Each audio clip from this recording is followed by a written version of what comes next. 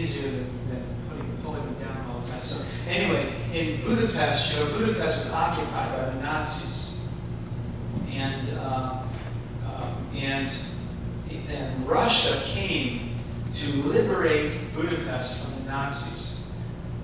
Later, they would have a revolution against the Russians also, because we know from history that Russia, when they took over countries, they didn't take over countries for the country's own good, but for their own good. But the Nazis, on their way out of the city, they were being driven out of the city, and on their way out, the last thing they did was bomb all the bridges and shoot. They lined up the Jews along the river, and on their way out, they shot as many Jews as they could shoot, just on their way out of town. And I think about Satan on his way out. He knows his time is short, and he's angry, and his anger is only going to become more violent, especially against Israel and against the church, also against the inhabitants of the earth. But those people are under his control or under his influence. I hope I'm not freaking anybody out by talking like this. In Luke chapter 4 and verse 6, Jesus, Satan tempted the Lord. Luke chapter 4, verse 6, Satan tempted the Lord, and he said to him, I will give, all these kingdoms have been given to me, but I will give them to you if you would worship me. I will give them to you if you would worship me. Satan has been given, he is a strong man, he's been given this palace. Just adding some more important verses. Let's quickly, if you can, we can quickly go over these verses. 2 Corinthians 4:4. These are the most prominent verses that describe the kind of rulership this strong man has. 2 Corinthians 4:3. But if our gospel is hid, it's hid to them that are lost, in whom the God of this world has blinded the minds of them which believe not, lest the light of the glorious gospel of Christ, who is the image of God, should shine unto them. Satan, who is the God of this world, has blinded the minds of them. It tells us, one, that Satan is the God of this world system, this ordered cosmos. And secondly, that his control is through the mind. This famous book called The Battle for the Mind by Haley. What's his first name? Anyway, I can't remember his first name. The Battle for the Mind. That Satan's blinded the minds of unbelievers. I would like you to let me see, Acts, Romans. Go back to Romans chapter 1, just to show you the effect on the mind. Romans chapter 1 is about the judgment of God upon unrighteousness. In verse 18, it says, For the wrath of God is revealed from heaven against all ungodliness and unrighteousness of men, who hold the truth in unrighteousness. How does it happen that we hold the truth in unrighteousness? An example of it is alcohol, for example. If I were to give each of you a piece of paper, and I would say, write down whatever you can remember from all the commercials that we've watched. Write down everything that you know about alcohol, based on commercials. And you would say things like choose your beach, and what else would you say? Give me things that come to mind. Anybody?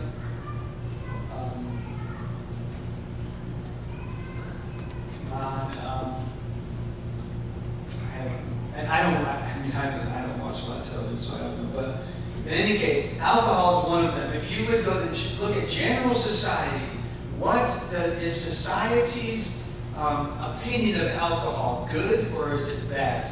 And we would say it is good. It is good. Add alcohol to anything and it gets better. Your game gets better, your party gets better, your day out gets better, your time on the beach gets better, just everything gets better if if you drink alcohol. That's what society is telling us. But the reality of the situation is that alcohol is the worst enemy of our society. It is the enemy number one of our society. It causes more deaths, it causes more divorces, more beatings, more problems than any other single thing in our society is alcohol. What does that tell us? The truth is, alcohol is horrible. Alcohol is demonic. It should be treated with the most hatred. And yet, we got all of our college campuses just cuddle that bottle of beer. We grab it so tight, just drink it, and we just sing that most happy songs as if it's our friend. But we all know, truth knows it's an enemy. So why would truth be suppressed? And it's like this. Truth is like a boiling pot, you know? And Satan like puts a lid on it and tries to keep it from bubbling over so that nobody knows the truth. That's the truth suppressed in unrighteousness. Why would we not say the truth about alcohol? It's because of unrighteousness. We know it's because of big money. Alcohol is a huge business around the planet. But also, it has to be something beyond money because it's self-destructive. Right? Alcohol. And what's really funny to me, why do we wage war on cigarette smoking? Cigarette smoking kills, all these warning labels and all that. Like, as if smoking cigarettes was the worst enemy of our society, and we let alcohol just run free. You would say, oh, cigarette smoking, no, never, that's so horrible. If you go to the airport that says, don't smoke, smoking kills your children. I mean, all these huge warning signs with skulls and crossbones on them. If you travel internationally, you go to the airport, you see that, it's like, wow. And then the alcohol section is enormously larger than the cigarette section, and there's no warning anywhere. And it is far more dangerous. It's just an example of minds being blinded to the truth. It is public enemy number one. His name, the alcohol should be up in the post office. Most wanted. Public enemy number one. Okay, let's continue. So that's 2 Corinthians 4:4. The God of this world is blinded the mind. Again, we're talking about the strong man. He's strong. He's really strong. This world belongs to him. He has dominance over it. Which really means, is there a godly culture? We say, well, America is we are the Christian culture. We are a Christian nation. There is no Christian nation on this planet. Because Satan is the prince of the power of the air. He is the cosmocrator. He is the one who causes kings to rise and kings to fall. He is the one who owns this planet. Of course, all in God's plan, and we'll talk about that a little bit later, but for right now, this strong man has made it so that there's no Christian cultures.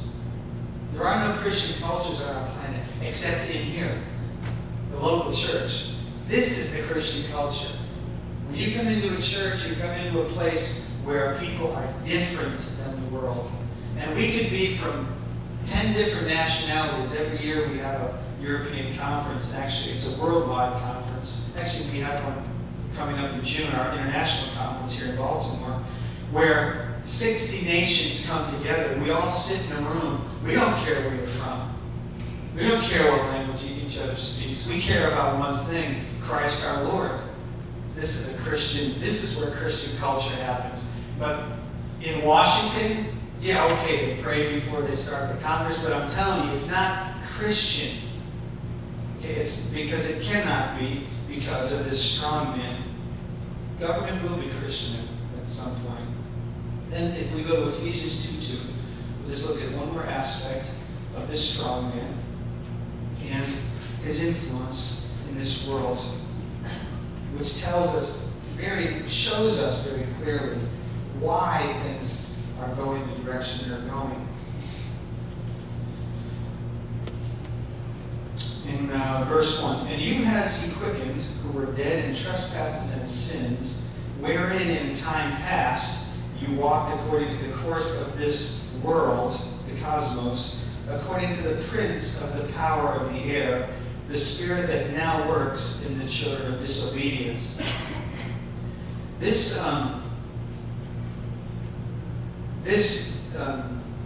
prince of the power of the air, this course of this world, speaks about this world system, but then it says that we, as unbelievers, we walked in it and we walked according to it. And it simply means that this world was the conductor, and we were just members of the orchestra. We were just playing along, agreeing, nodding, and part of it, moving along with it. And it's interesting, especially in light of 2011, that it says he is the prince of the power of the air. In these days, the only thing that traveled through the air was acoustics. Just sound and light traveled through the air. Today, what travels through the air is media, entertainment, and and all sorts of information travels through the air.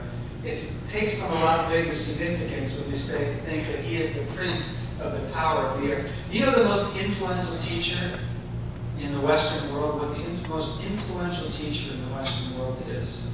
It is the television. Right? The most influential teacher is television. People give their undivided attention to television. They don't give their undivided attention in school. They don't give their undivided attention, even in church, in many cases. But to television, they will give their undivided attention. Not only to the shows, but also to the commercials. The media is huge today. Satan can operate today on a far larger scale than he ever could 50 years ago. Some scratchy radio. Listen, radio. Can you hear what he's saying? Coming to you live from Chicago, whatever.